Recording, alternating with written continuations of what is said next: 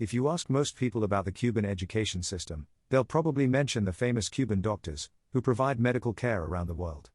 But there's a lot more to the country's education system than its medical schools. The Cuban government puts a high priority on education, spending 13% of the country's GDP on it. That makes it one of the world's top spenders on education in proportion to income. To put that into perspective, the US spends 5 to 6% of GDP on education, while the nearby Dominican Republic spends only 4.3% of GDP, less than a third of the Cuban amount. Education is free in Cuba for life, from preschool to PhD and postdoctoral studies. This is a deliberate strategy on the part of the government, as it believes that a highly educated population is essential for maintaining a socialist society.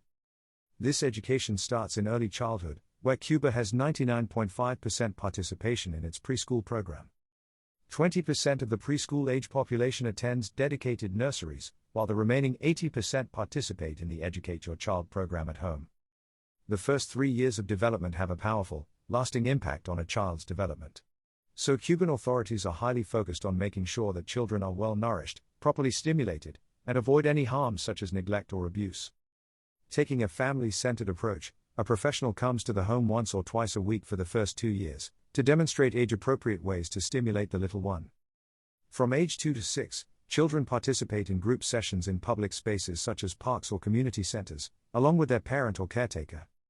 Both the home program and group sessions include input from professional educators and a medical doctor, who monitor the child's development.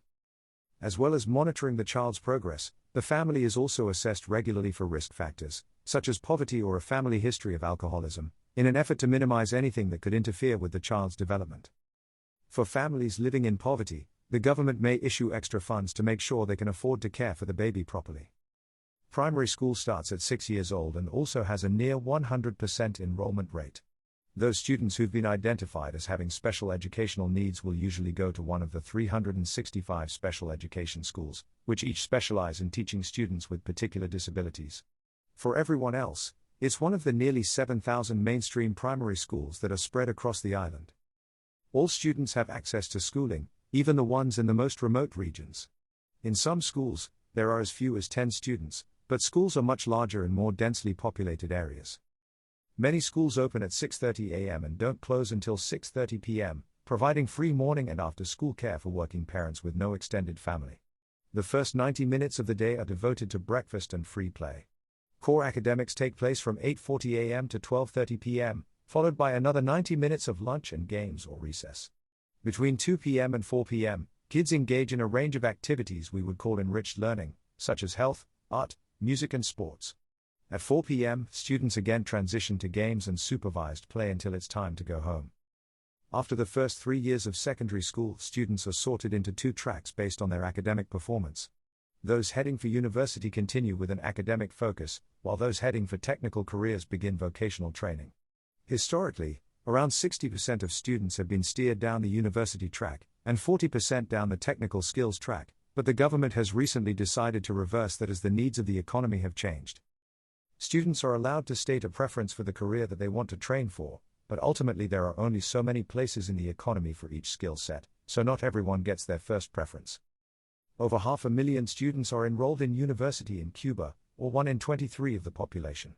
This is down from 1 million students in 2010, reflecting the country's change in educational priorities. Acceptance into university has some requirements, aside from passing the entrance exam. Students have to pass a background check to make sure that they're not enemies of the country, and males have to have completed their mandatory 2 years of military service. While university education is free in terms of money, those who graduate have to work for 3 years in a public service job at below average pay, as a way to pay society back. For males, their mandatory military service is included in this. Females can also choose to do military service to fulfill the requirement. For those adults who missed out on university but would like to change careers, Cuba offers distance learning degrees that can be taken in their spare time. As we can see, Cuba is committed to educating its population to a high standard, and spends a large portion of the country's resources doing so. Considering how well the country has flourished, despite the harsh economic sanctions it's been under for 60 years, it seems that their investment in their people has paid off. Thanks for taking the time to watch. Remember to like and subscribe to see more great content. You can find educational articles and socialist analysis on our website, solidaritypost.org, link in the description. Until next time.